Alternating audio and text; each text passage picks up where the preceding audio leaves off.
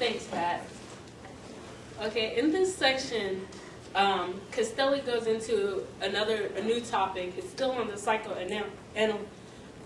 psychoanalysis, and he starts talking about self-invention and how we create ourselves, and then he introduces a new concept, which is eros, or love. And he says self-identity is the integration of thought and feeling. So basically, it's like that one can't go without the other. And you create yourself through your thoughts and feelings and through narratives. And he says we ourselves cannot integrate our thoughts and feelings alone. He says this is done through artistic guidance that comes through discourse with the rhetoric.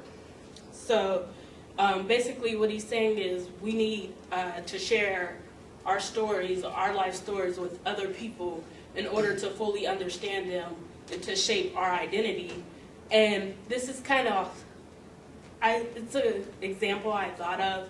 And have you all seen Castaway?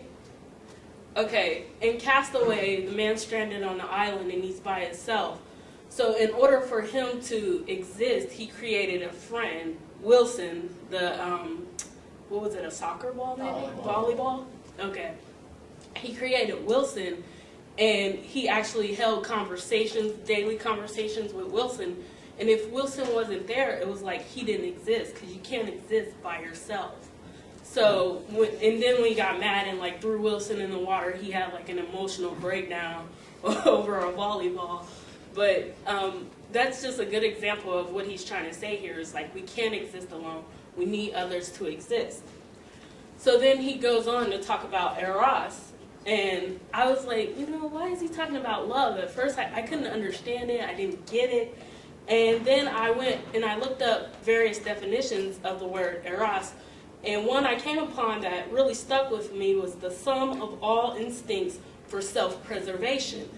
So, you know, he's talking about us trying to preserve ourselves, and that's what he's talking about. And he says two things emerge out of this, which is the subject and their desires and their needs, as opposed to the world, and the world can provide those needs. And the example he gives is of a newborn baby. When a newborn baby's born, all it has is its desires and needs. It has no knowledge of the outside world.